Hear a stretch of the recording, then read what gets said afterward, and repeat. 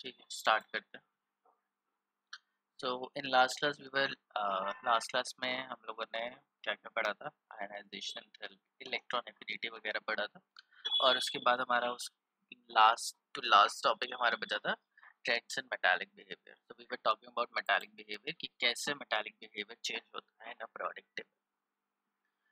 तो मैंने तुम्हें बताया था कि मेटल क्या होते हैं, नॉन मेटल क्या होते हैं, मेटलाइट्स क्या होते हैं। मेटल क्या होते हैं? मेटल ऐसे कंपाउंड्स होते हैं जो सॉलिड होते हैं जनरली। सॉलिड होने के साथ साथ दे आर जनरली लस्ट्रस, इनका मेल्टिंग पॉइंट हाई होता है, they are very good conductor of heat and electricity. उसके बाद they are malleable as well as ductile, साथ में सोनरस भी हो। फिर अगर इनकी केमिकल प्रॉपर्टी की बात करें तो metal are amazing reducing agent, मतलब they undergo reduction very easily. Reduction मतलब इलेक्ट्रॉन वो आराम से लूज कर देते हैं, sorry they easily undergo oxidation. ठीक है, तो ये मेटल्स जो होते हैं वो दूसरे का ऑक्सीडेशन बहुत आराम से कर देते हैं। They easily donate its their lone pair of electron because of very low ionisation enthalpy. So due to low ionisation enthalpy they readily loses they readily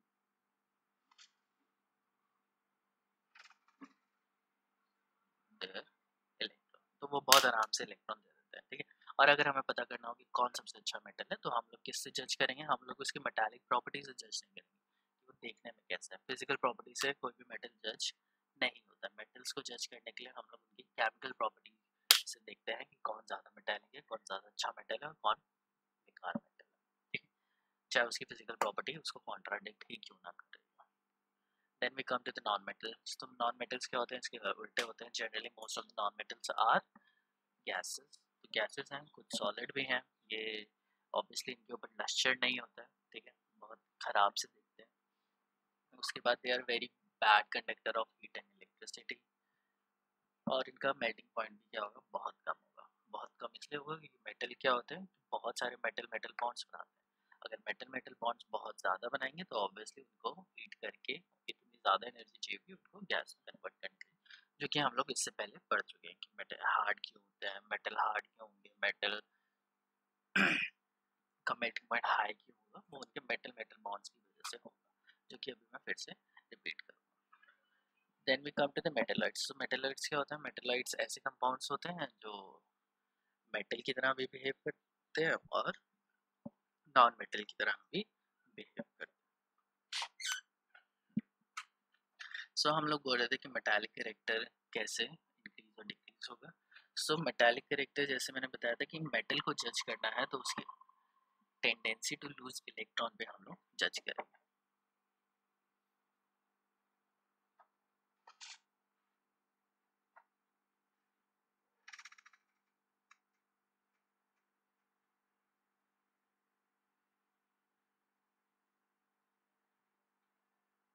और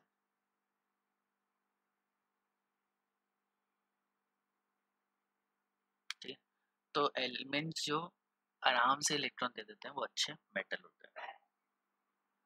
एंड देन मेटालिक कैरेक्टर को हम लोग बोल सकते हैं इनवर्सली प्रोपोर्शनल होता है ionisation enthalpy. So if there is a compound जिसकी आयनाइजेशन एनर्जी बहुत कम है तो मतलब वो क्या है? वो बहुत अच्छा मेटल है। और यहाँ पे हम लोग क्या कर रहे हैं? हम लोग बात कर रहे हैं on the basis of chemical property.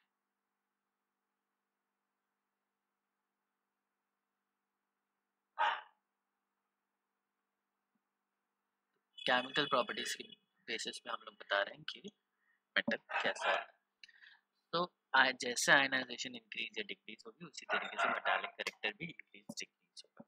तो अगर मेरे पास ये पीरियोडिक टेबल है तो पहले देख लेते हैं कि आयनाइजेशन एनर्जी कैसे इंक्रीज या डिक्रीज होती है। सो अगर मैं लेफ्ट टू राइट जाता हूँ तो आयनाइजेशन एनर्जी क्या होती है?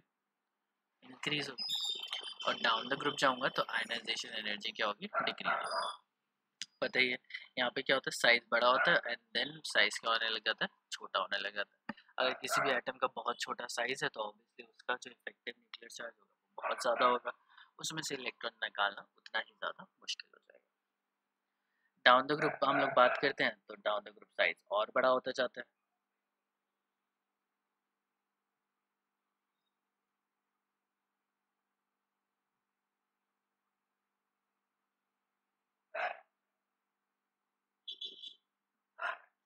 ठीक है, तो down the group ionisation energy क्या होती है, डिक्रीज हो जाती है, क्योंकि यहाँ पे कम एनर्जी हमें रिक्वायर्ड होती है, क्योंकि जो आउटर मोस्ट इलेक्ट्रॉन है वो न्यूक्लियस से बहुत ही ज़्यादा दूर है, बहुत ज़्यादा दूर है, तो ज़्यादा इफेक्टिव न्यूक्लियर चार्ज उसके ऊपर लगता नहीं है। कम फोर्स ऑफ अट्रैक्शन है तो कम आराम से, बहुत आराम से इलेक्ट्रॉन निकाल लिया जाता है। अब हमें पता है कि मेटालिक कैरेक्टर क्या है, इनवर्सली प्रोपोर्शनल है। इनवर्सली प्रोपोर्शनल है तो कौन सबसे अच्छा मेटल हुआ, मेटल वो हुआ जिसकी आयनाइजेशन एनर्जी सबसे कम है। ठीक, सो मेटालिक कैरेक्टर की हम लोग बात करें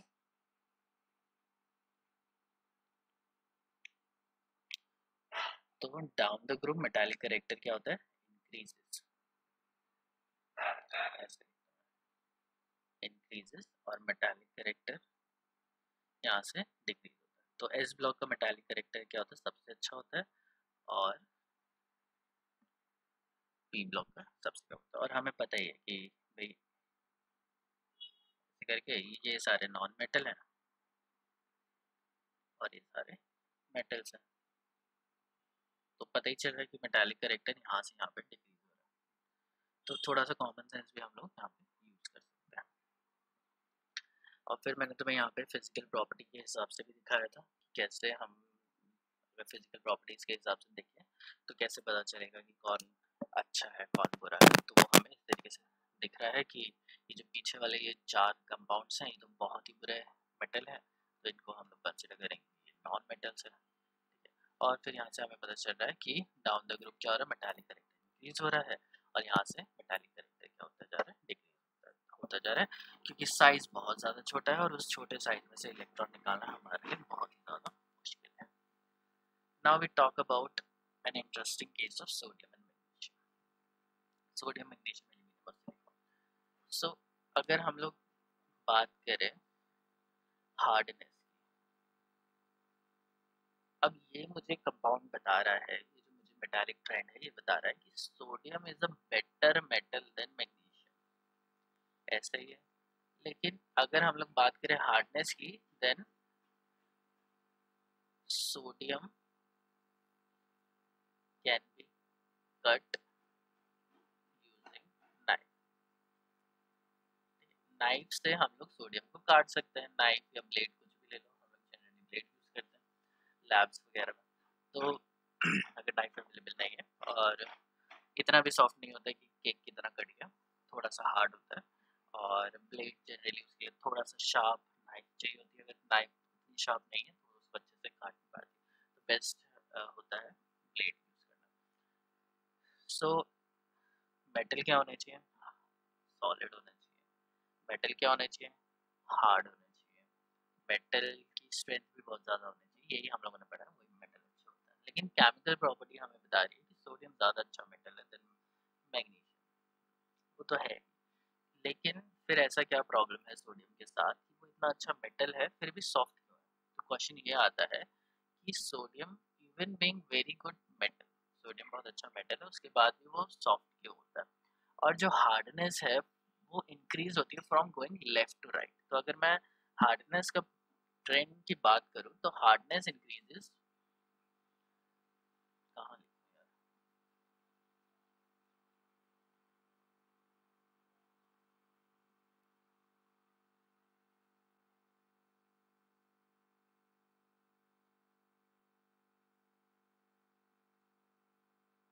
जो हार्डनेस होती है वो लेफ्ट टू राइट जाते हुए बढ़ जाती है। ठीक है, ट्रांजिशन जो एलिमेंट्स होते हैं वो काफ़ी ज़्यादा हार्ड होते हैं, ट्रांजिशन एलिमेंट बहुत ज़्यादा हार्ड है, और एस ब्लॉक के एलिमेंट जो बहुत अच्छे मेटल हैं वो उतने हार्ड नहीं है। सो ये क्वेश्चन आता है कि वाई ट्रांजिशन एलिमेंट्स,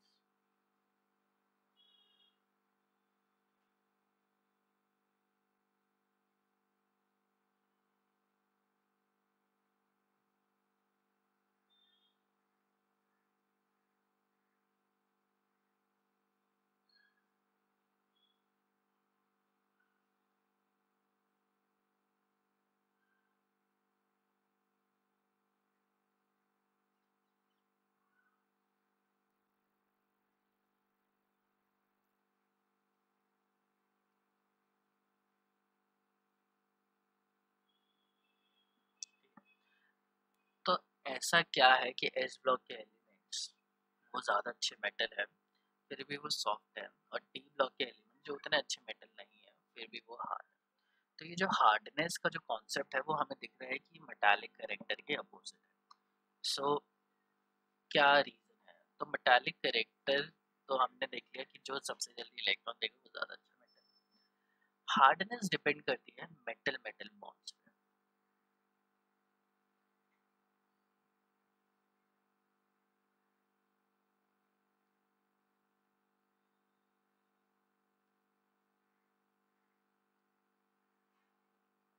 हार्डनेस किसके ऊपर डिपेंड करेगी? Metal metal bonds. जितने ज़्यादा मेटल मेटल बॉन्ड्स बनेंगे उतना ही ज़्यादा कंपाउंड क्या होगा? हार्ड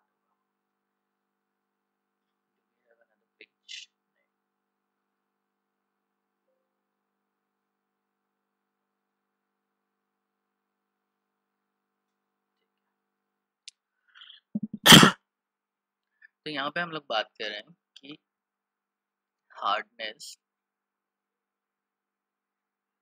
डिपेंड्स अपॉन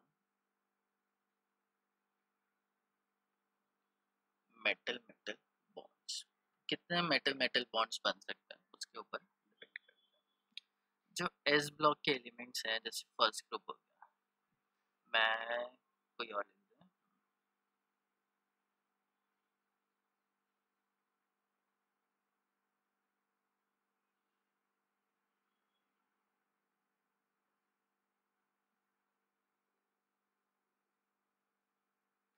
तो मैंने फोर्थ पीरियड ले लिया, ठीक, फोर्थ पीरियड है ये हमारा।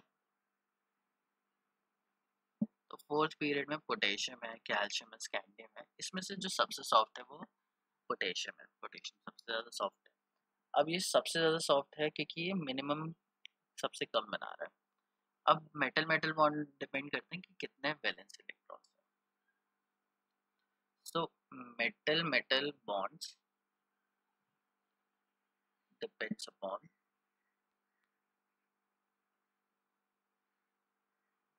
Valence electrons.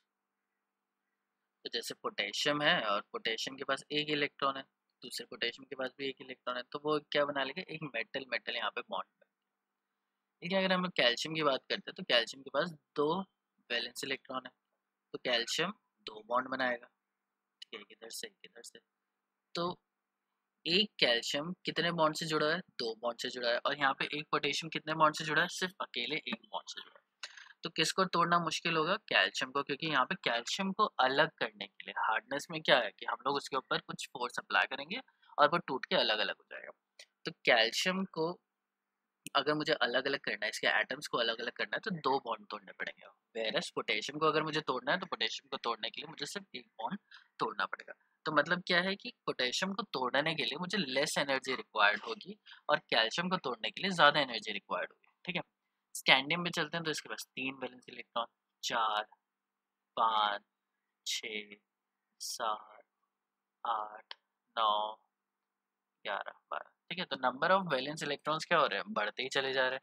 Number of valence electron अगर बढ़ते ही चले जाएंगे तो उसकी हार्डनेस क्या होती जाएगी? बढ़ती ही चली जाएगी।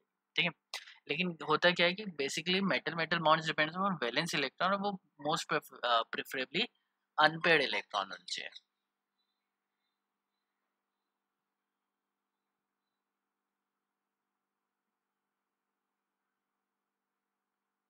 क्या होने चाहिए? अनपेड। जितने ज़्यादा अनपेड इलेक्ट्रॉन होंगे उतने ही ज़्यादा क्या होंगे? मेटल मेटल बॉन्ड्स बन पाएंगे। ठीक है, अगर दो इलेक्ट्रॉन है और दोनों अगर पहले से ही पेयर है तो वो दूसरे मेटल के साथ बॉन्ड बनाना इतना आराम से प्रेफर नहीं करेंगे। ऑल दो बॉन्ड्स बनेंगे, ठीक है, लेकिन वो उतने अच्छे से बॉन्ड नहीं बनाएंगे। ठीक है, सो जितने नंबर ऑफ अनपेड इलेक्ट्रॉन होंगे उसी के बेसिस पे क्या बनता जाता है? हार्डनेस फॉलो होती जाती है। ठीक है, तो जिंक कैडमियम मरकरी की बात करेंगे तो मरकरी तो जनरली लिक्विड होती है, जिंक और कैडमियम भी बहुत सॉफ्ट होते हैं। ठीक है, इतने हार्ड नहीं होते क्योंकि इनके पास एक भी अनपेड इलेक्ट्रॉन नहीं होता। सो हाँ, यहाँ पे अगर हम लोग बात करें इनके बारे में तो क्रोमियम जो पीरियड में है इसमें सबसे हाईएस्ट मेल्टिंग पॉइंट किसका होता है? क्रोमियम का होता है, because chromium has maximum 6 unpaired electron. Manganese का क्या होता है? पेयरिंग हो जाता होते हैं तो यहाँ पे इसके 5 अनपेड इलेक्ट्रॉन होते हैं, फिर ऐसे डिक्रीज 4 3 2 1 एंड 0। ठीक है, तो अनपेड इलेक्ट्रॉन पहले इंक्रीज होते हैं and then they decreases. Configuration अगर मैं लिख के दिखाऊं तुम्हें तो स्कैंडियम के पास क्या है, 3 इलेक्ट्रॉन।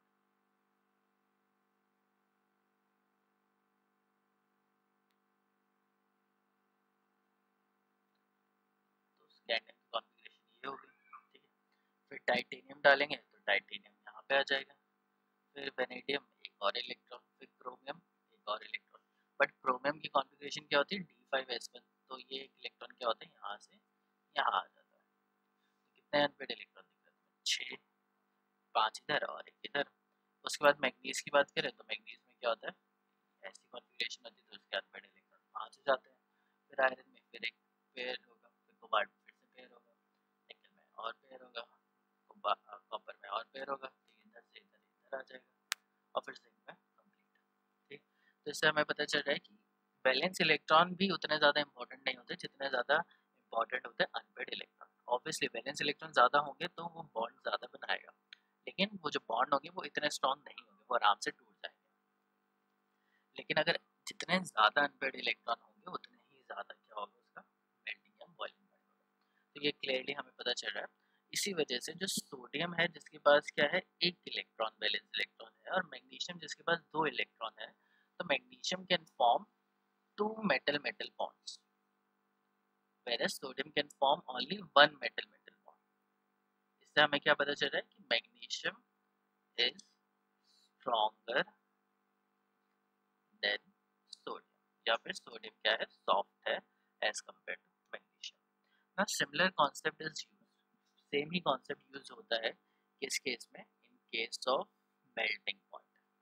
तो यही पूछा जा सकता है कि Mg has higher melting point than sodium. अच्छा, यहाँ पे मैंने हाई मेल्टिंग पॉइंट की बात की। तो क्या रीजन होगा कि मैग्नीशियम के पास 2 वैलेंस इलेक्ट्रॉन है, सोडियम के पास 1 इलेक्ट्रॉन है। सोडियम क्या बनाएगा, एक मेटल मेटल बॉन्ड बनाएगा, मैग्नीशियम क्या बनाएगा, 2 मेटल मेटल बॉन्ड बनाएगा।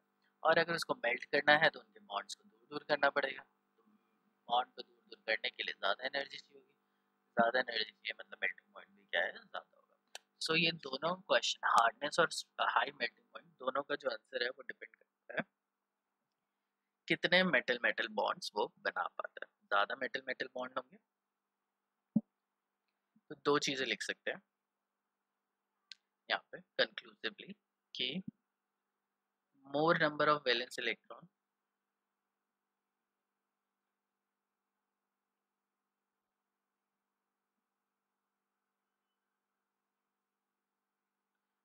मतलब high melting point and hardness. Hardness भी क्या होगी, ज़्यादा होगी। ठीक है, लेकिन उसमें भी if more number of unpaired electron,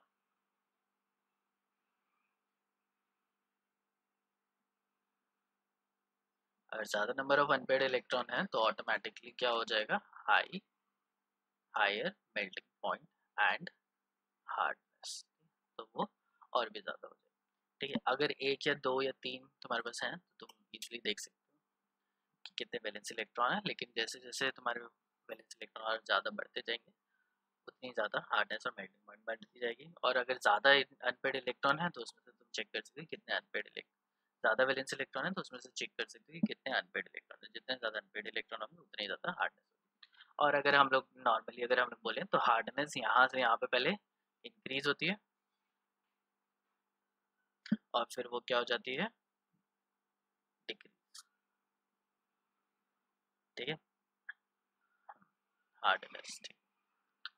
तो हार्डनेस और मेल्टिंग पॉइंट का सिमिलर ही ट्रेंड होता है कि पहले वो एस ब्लॉक से लेके क्रोमियम तक, क्रोमियम के ग्रुप तक वो पहले इंक्रीज होगी क्रोमियम तक, और फिर क्रोमियम के बाद फिर वो डिक्रीज होने लग जाएगी।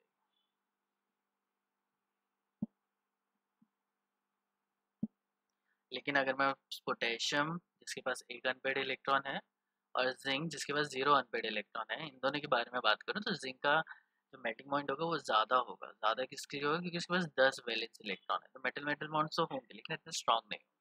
तो वो तुम्हें ढंग से देखना है कि किसकी बात कर रहे हैं। यहाँ पे 9 है वैलेंस इलेक्ट्रॉन, यहाँ पे 8 वैलेंस इलेक्ट्रॉन है। तो इसका मतलब ये नहीं है कि इनके पास 1 या 2 है तो इनका जो मेल्टिंग पॉइंट होगा वो पोटेशियम या कैल्शियम के जितना होगा। ऐसा नहीं है, उनका बहुत ज़्यादा होगा उनके कंपैरिजन में।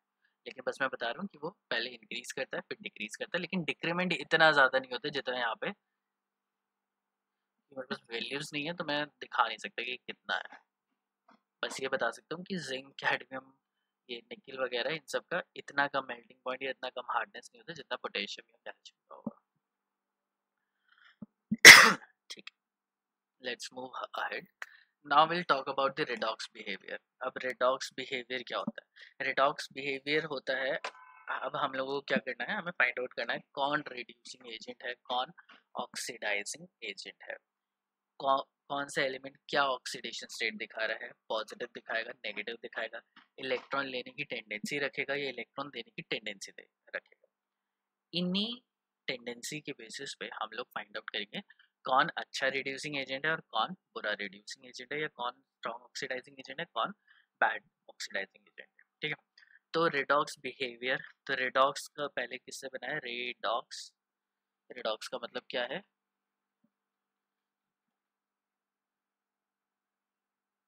Reduction plus oxidation. तो पहली चीज जो जानने लायक है वो है कि रिडक्शन और ऑक्सीडेशन इंडिपेंडेंटली कभी भी नहीं होता है। ये जब भी होते हैं तो वो साइमल्टेनियस होते हैं। अगर किसी चीज़ का रिडक्शन होगा तो साइमल्टेनियसली दूसरी चीज़ का ऑक्सीडेशन होगा। ऐसा नहीं होगा कि रिडक्शन अकेले हो गया और ऑक्सीडेशन अलग हो गया। ये जो दो प्रोसेस हैं वो हमेशा साथ में होते हैं अनलेस इलेक्ट्रिसिटी प्रोवाइड की गई। ठीक है, अगर तुमने इलेक्ट्रिसिटी दी है तो एक चीज़ आराम से हो सकती है। ठीक है, वैसे वो भी तुम कंसिडर करो कि नहीं होगी, तो 99.99 चांसेस हैं कि रिडक्शन जहाँ होगा वहाँ पे ऑक्सीडेशन 100% होगा। ठीक है, अब हम लोग मेटल की बात करते हैं। जैसे सोडियम है, लिथियम से लेते हैं।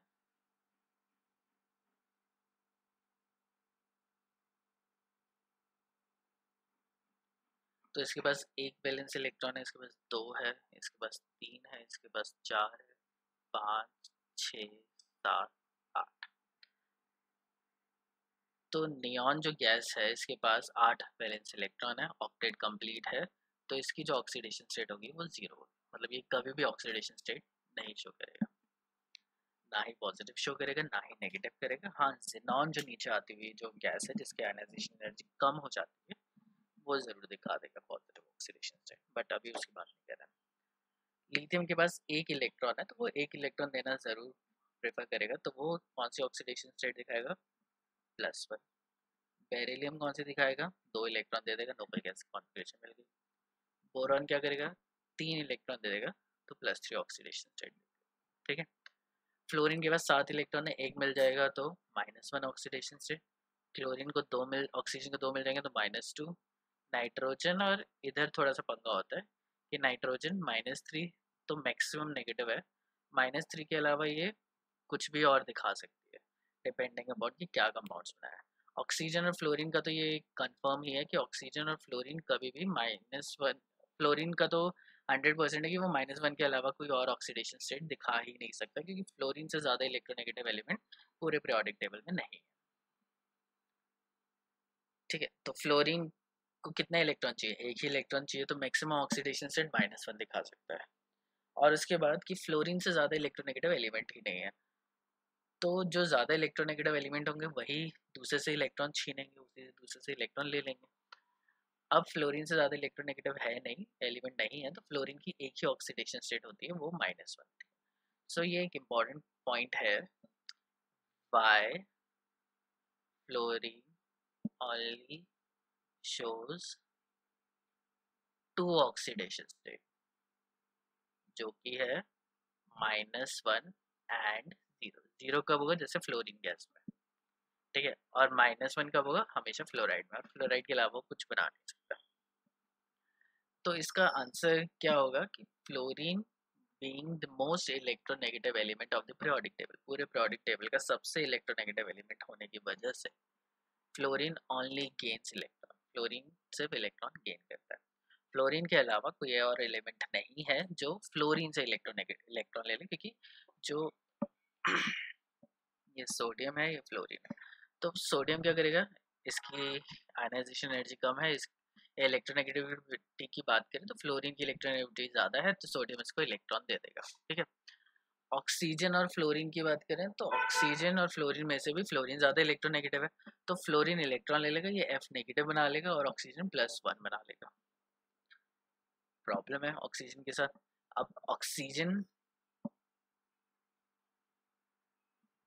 तो ये चीज़ क्लियर हो गया होगा कि फ्लोरीन हमेशा दो ही ऑक्सीडेशन स्टेट बनाता है, -1 0, क्योंकि फ्लोरीन से ज़्यादा इलेक्ट्रोनेगेटिव एलिमेंट पूरे टेबल में नहीं है।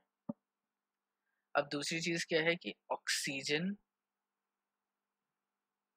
की सेवरल ऑक्सीडेशन स्टेट होती है। पहली 0 ऑक्सीडेशन स्टेट होगी जब उसने O2 बनाया, ठीक है, O नेगेटिव भी बनाता है, O2 नेगेटिव भी बनाता है एंड O2 नेगेटिव भी बनाता है, ऑक्साइड, पर ऑक्साइड एंड सुपर ऑक्साइड।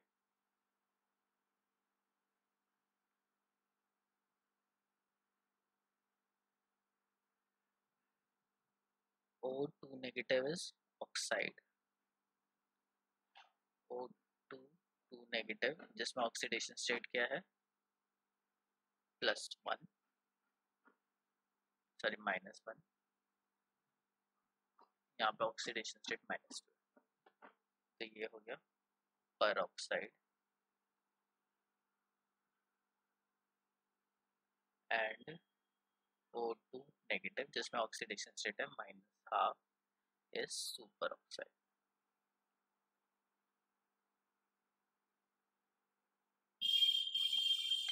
ठीक है, तो ये 3 नेगेटिव ऑक्सीडेशन स्टेट बना रहा है। नेगेटिव तो हमें पता है कि वो बनाएगा ही बनाएगा, क्योंकि ऑक्सीजन के अलावा और कौन सा ज़्यादा इलेक्ट्रोनेगेटिव है, फ्लोरीन। ऑक्सीजन से भी कोई इलेक्ट्रॉन नहीं ले सकता, ऑक्सीजन को नेगेटिव ऑक्सीडेशन स्टेट दिखानी ही दिखानी है।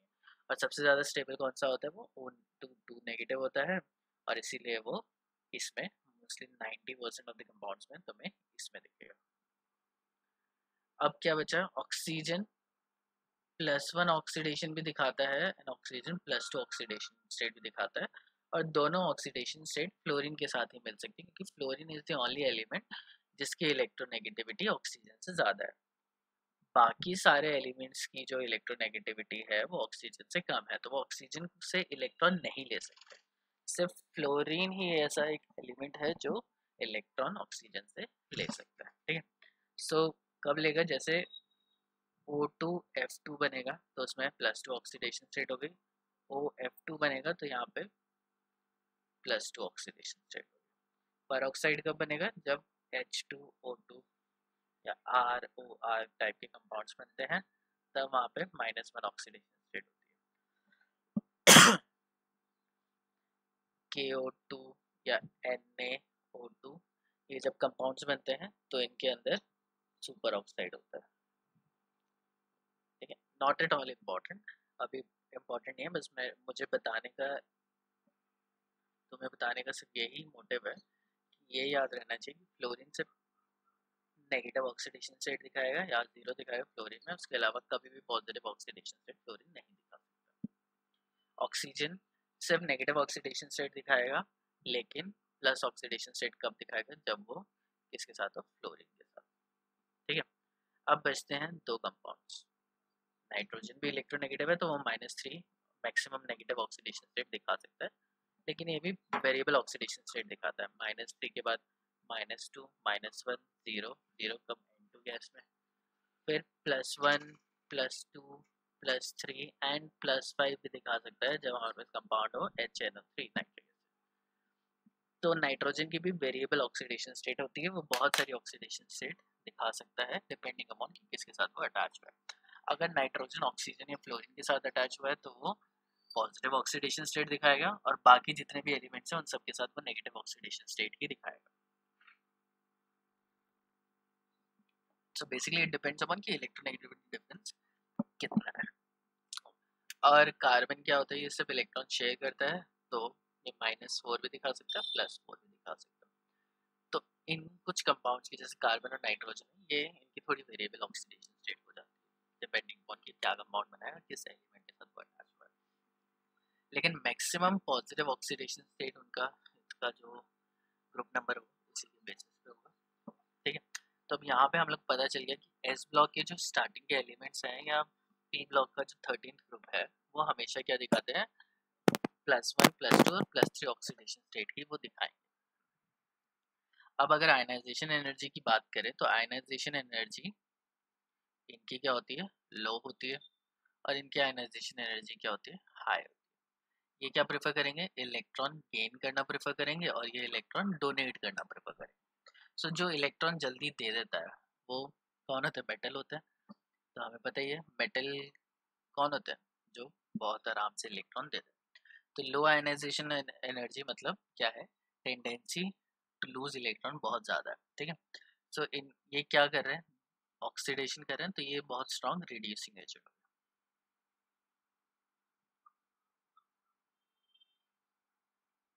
और अगर रिड्यूसिंग एजेंट उसके बारे में नहीं पता तो मैं उसको फिर से बता दूँ।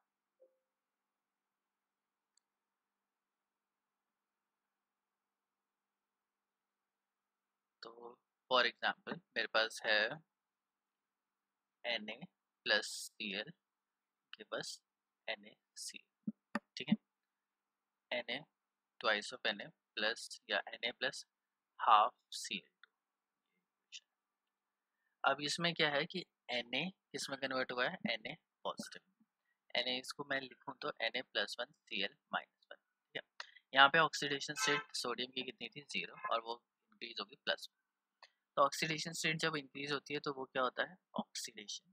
तो सोडियम का क्या हो रहा है, ऑक्सीडेशन हो रहा है। क्लोरीन की ऑक्सीडेशन स्टेट 0 थी और क्लोरीन अब वो कन्वर्ट हो गया -1 में, तो इसकी ऑक्सीडेशन स्टेट कम हो गई, तो इसे हम लोग बोलेंगे रिडक्शन। तो इतना हमें क्लियर है कि सोडियम का क्या हो रहा है, रिडक्शन,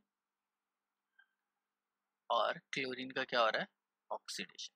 ठीक है, अब ये जो एजेंट्स की बात होती है वो उसको हम लोग ऐसे बोलते हैं,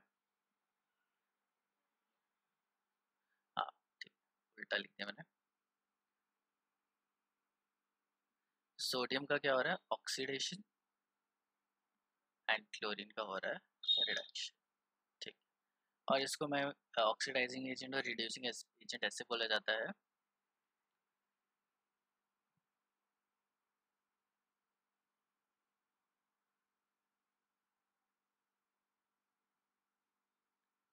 टेंडेंसी टू ऑक्सीडाइज अदर, मैं सीधे लिखता हूँ, ऑक्सीडाइजिंग एजेंट ऐसे एजेंट्स होते हैं दैट ऑक्सीडाइजेस अदर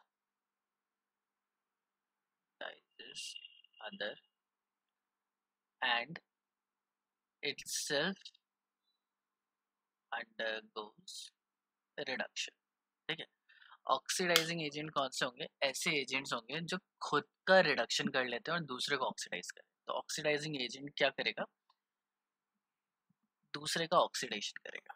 ठीक है, तो इसको हम लोग दूसरे के रेफरेंस में लेते हैं। ठीक है, ऑक्सीडाइजेस अदर, जो दूसरे को ऑक्सीडाइज करते हैं वो ऑक्सीडाइजिंग एजेंट है, और खुद का क्या होगा, जब दूसरे को ऑक्सीडाइज करे तो खुद का रिडक्शन होगा। तो ये याद रखना है। ठीक है, तो जो चीज़ जिसका रिडक्शन हो रहा है वो ऑक्सीडाइजिंग एजेंट होगा, और जिसका ऑक्सीडेशन हो रहा है वो रिड्यूसिंग एजेंट होगा। और रिड्यूसिंग एजेंट को भी मैं लिख लेता हूँ,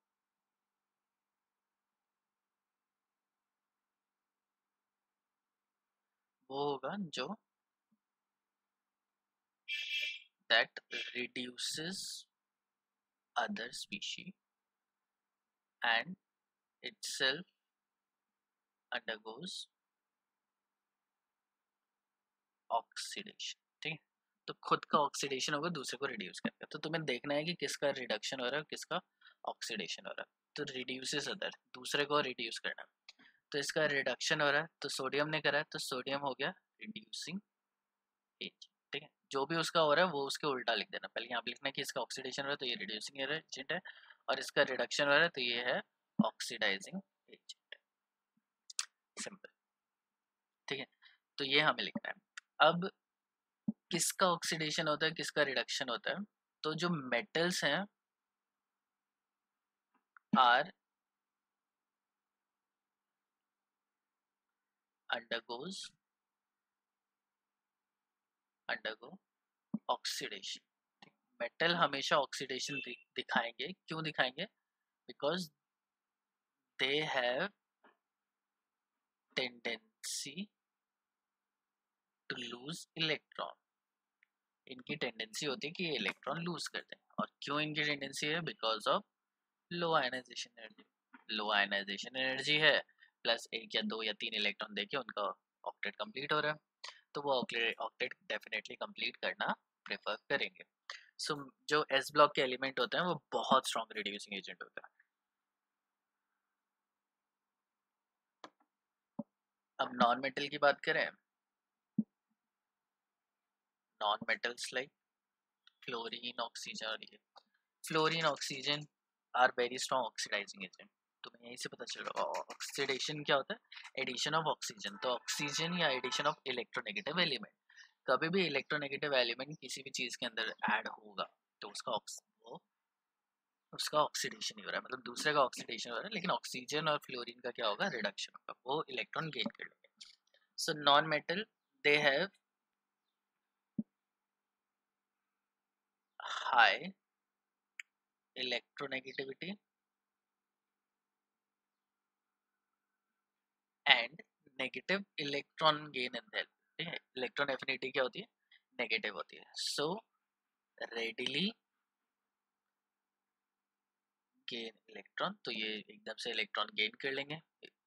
इलेक्ट्रॉन गेन करना मतलब क्या हो रहा है? रिडक्शन हो रहा है एंड ऑक्सीडाइजेस, तो दूसरे को बहुत ही आराम से ऑक्सीडाइज करें। ठीक है, सो जो मेटल होते हैं वो हमेशा ही क्या होते हैं? रिड्यूसिंग एजेंट होते हैं, और जो नॉन मेटल होते हैं वो हमेशा ही ऑक्सीडाइजिंग एजेंट होते हैं। ठीक है, ऑक्सीजन से याद रख लेना कि नॉन मेटल की साइड पे ऑक्सीजन है, ऑक्सीजन इज ऑक्सीडाइजिंग एजेंट, तो वो ऑक्सीडेशन ही करेगा, खुद का क्या करेगा? रिडक्शन करेगा।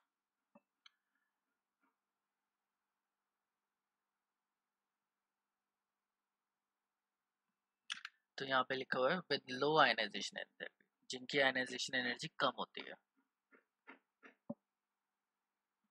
With low ionisation enthalpy and small electron gain enthalpy, जैसे एस ब्लॉक का फर्स्ट ग्रुप और second group, they lose electron readily, so they are strong reducing, वो स्ट्रॉन्ग रिड्यूसिंग एजेंट है।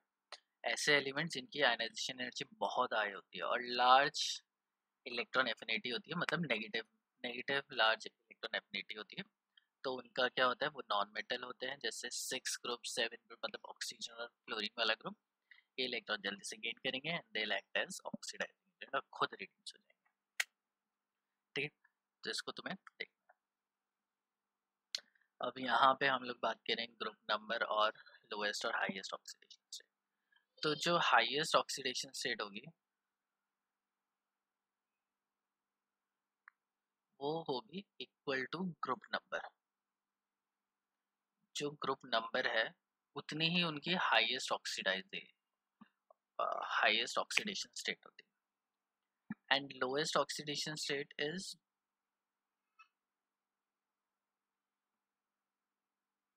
8 माइनस वैलेंस इलेक्ट्रॉन। तो valence electron को अगर हम लोग माइनस कर देंगे तो लोएस्ट ऑक्सीडेशन स्टेट जनरली आ जाती है। ठीक है, मतलब कितना इलेक्ट्रॉन गेन करेंगे। बट ये होता है कि फर्स्ट ए और सेकंड ए या थर्ड ए के लिए इनके पास ये सिर्फ इलेक्ट्रॉन देते हैं, तो इनके लिए वेरिएबल ऑक्सीडेशन स्टेट होती ही नहीं है। वेरिएबल ऑक्सीडेशन स्टेट क्या होती है? सिर्फ कार्बन के ग्रुप के लिए, नाइट्रोजन के ग्रुप के लिए, ऑक्सीजन या फ्लोरीन के ग्रुप के लिए ही थोड़ी वेरिएबल ऑक्सीडेशन स्टेट होती है। तो अगर फ्लोरीन की बात करें, फ्लोरीन तो छोड़ देते हैं, आयोडीन की बात करें, तो आयोडीन की जो मैक्सिमम नेगेटिव ऑक्सीडेशन स्टेट होगी -1, क्योंकि एक इलेक्ट्रॉन चाहिए। लेकिन इसकी जीरो ऑक्सीडेशन स्टेट होगी जब वो ऐसा बनेगा I2। ठीक, लेकिन iodine plus 1 oxidation state plus 3 oxidation state plus 5 oxidation state and even plus 7 oxidation state तक दिखा सकता है। IODTA प्लस 7 तो नहीं दिखाता है, लेकिन IO3 नेगेटिव, IO4 बनता है या नहीं बनता, IO4 नेगेटिव मुझे वो याद नहीं है, लेकिन IO3 मुझे क्लियरली याद है जहाँ पे iodine plus 5 oxidation state clearly दिखाएगा। ठीक है, तो इनका जो मैक्सिमम ऑक्सीडेशन स्टेट होगा, मतलब आयोडीन के पास 7 इलेक्ट्रॉन है वैलेंस इलेक्ट्रॉन में, तो वो 7 के साथ वो दे देगा, दिखाता होगा तभी लिखा हुआ है। तो मुझे कंपाउंड याद नहीं आ रहा कि कब उसने प्लस 7 ऑक्सीडेशन स्टेट दिखाया है, बट डेफिनेटली दिखाता है। ठीक है, ऑक्सीजन की बात, अगर ऑक्सीजन को हम लोग छोड़ दें तो ऑक्सीजन के बाद sulphur, selenium, tellurium and polonium ऐसे एलिमेंट्स हैं जो highest oxidation state like +6 oxidation state दिखा सकते हैं, जैसे H2SO4। यहाँ पे सल्फर की ऑक्सीडेशन स्टेट क्या होती है, +6 होती है। नाइट्रोजन मैक्सिमम +5 ऑक्सीडेशन स्टेट दिखाता है, जैसे HNO3 नाइट्रिक एसिड। कार्बन, जैसे कार्बन डाइऑक्साइड है तो उसमें +4 ऑक्सीडेशन स्टेट वो दिखा सकता है, उससे ज़्यादा कार्बन का ऑक्सीडेशन पॉसिबल नहीं होगा। तो मैक्सिमम पॉसिबल ऑक्सीडेशन जब ये दिखाते हैं तब उनका हाईएस्ट ऑक्सीडेशन स्टेट आ जाता है, और lowest oxidation state number of electrons gain कर सकते हैं। तो फ्लोरीन सिर्फ एक ही इलेक्ट्रॉन गेन कर सकता है, क्योंकि उससे ज़्यादा वो नहीं कर सकता, ऑक्टेट कंप्लीट हो जाता है, तो इसका -1 -2 -3। ठीक है, तो लोएस्ट ऑक्सीडेशन स्टेट होगी कि कितने इलेक्ट्रॉन वो गेन कर सकता है, हाईएस्ट ऑक्सीडेशन स्टेट होगी कि उसके वैलेंस के इलेक्ट्रॉन कितने हैं, और उतने वैलेंस इलेक्ट्रॉन अगर वो दे दे तो उसका वो हाईएस्ट ऑक्सीडेशन स्टेट हो जाएगा।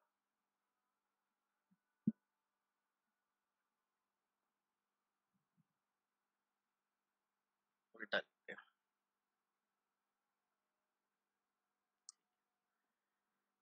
इतना इम्पोर्टेंट नहीं है, ठीक, बस थोड़ा बहुत पता होना चाहिए। Now we come to the oxides. अब ये जो मेटल है ये भी ऑक्साइड्स बनाते हैं, नॉन मेटल हैं ये भी ऑक्साइड्स बनाते हैं।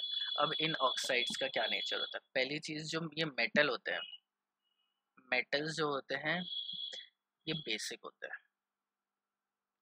मेटल क्या होते हैं, बेसिक होते हैं, क्योंकि अगर सोडियम वाटर में जाएगा तो ये बनाएगा सोडियम हाइड्रोक्साइड।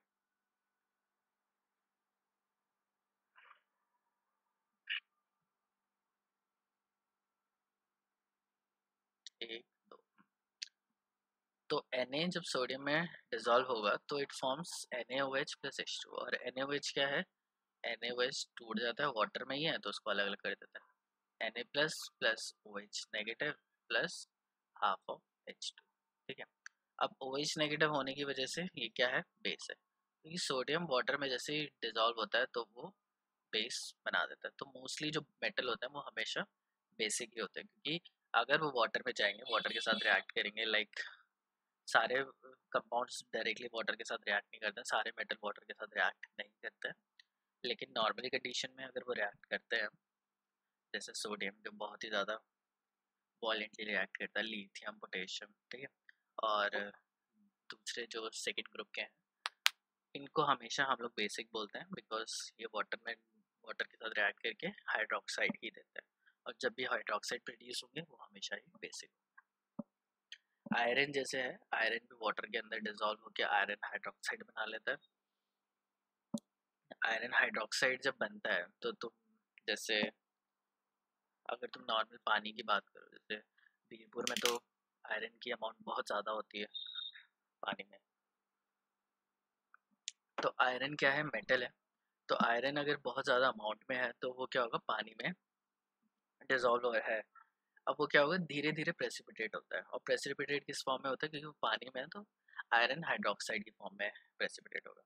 तो तुम देखोगे जब पानी को तुम कुछ दिन के लिए छोड़ दोगे तो उसके नीचे ना कुछ डिपॉजिट हो जाएगा, और जब उस डिपॉजिट चीज़ को अगर तुम टच करोगे तो वो स्लिपरी जैसे सोप जैसा टेक्सचर होता है, वैसा हमें टेक्सचर मिलेगा। ठीक है, वो क्यों बनाएगा, क्योंकि जो बेस होते हैं उनका सोपी टेक्सचर होता है, और वो क्या है basically FeOH thrice iron hydroxide है जो बेसिकली वहाँ पे जमा होता है। ठीक है, इट्स नॉट रस्ट, रस्ट नहीं है जो जमा होता है, वो जो तुम्हें थोड़ा बहुत ज़्यादा देर के लिए रखोगे तो एक तो ब्राउन कलर का जो कंपाउंड होगा वो रस्ट होगा, और जो ग्रीन कलर का जो कंपाउंड होगा ग्रीन इन द सेंस जो पानी में, एल्गी की बात नहीं कर रहा हूँ मैं, पानी अगर रख दोगे कुछ टाइम के लिए तो उसमें थोड़ा सा ब्लैक कलर का डिपॉजिट आ जाएगा, ठीक है। उसको अगर तुम टच करोगे तो वो सोपी नेचर का होगा, तो वो आयरन हाइड्रोक्साइड है which is also base. So mostly जितने भी मेटल हैं वो हमेशा ही बेसिक होते हैं, और नॉन मेटल हमेशा ही एसिडिक होते हैं। नॉन मेटल क्या होंगे, हमेशा एसिडिक होंगे।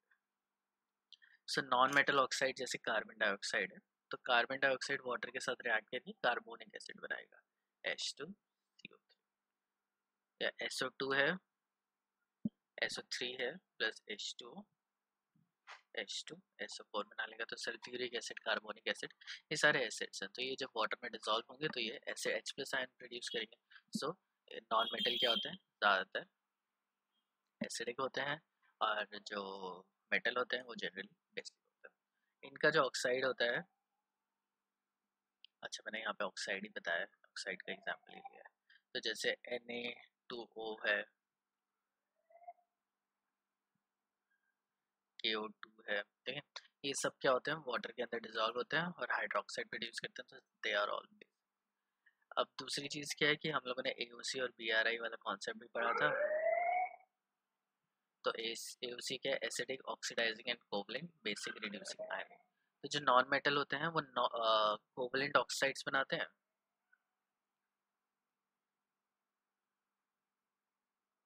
तो इसलिए वो एसिडिक होते हैं, और जो नॉन मेटल होते हैं वो आयनिक ऑक्साइड बनाते हैं, इसलिए वो बेसिक होते हैं, ठीक है। और उसके बाद फिर हमारे पास कुछ ऐसे मेटल्स आते हैं या मेटलॉइड्स आते हैं जो एम्फोटेरिक होते हैं। एम्फोटेरिक मतलब जो एसिडिक और बेसिक बिहेवियर दोनों ही शो करते हैं वाटर के अंदर, so they are amphoteric metalloid generally होता है। तो यहाँ पे तुम देख सकते हो जैसे Na2O MgO है, ये क्या है, बेसिक है, स्ट्रांगली बेसिक, ठीक है, and they are strongly acidic, ठीक है। ऊपर भी एसिडिक है और नीचे क्या होता जाएगा, बेसिक होता जाएगा। क्यों होता जाएगा, क्योंकि आयनिक character down the group increase हो रहा है, down the group ionic character increase होगा तो बेसिसिटी क्या होती जाएगी, इंक्रीज होती जाएगी। और ये क्या है, Al2O3Si O2P4O7, धीरे धीरे इनका क्या हो रहा है, कलर रेड की तरफ चेंज हो रहा है, ठीक है।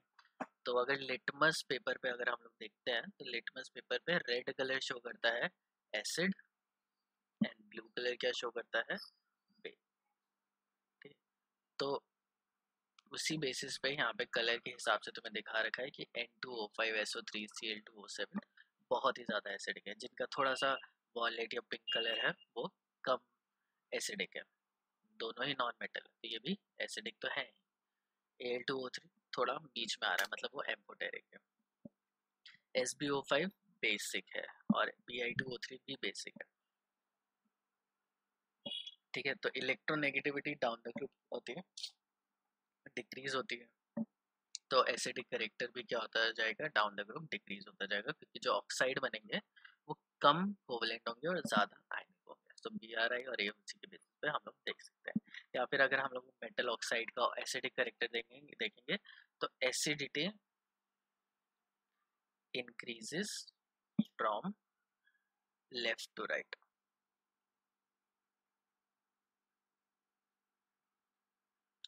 And decreases from top to bottom.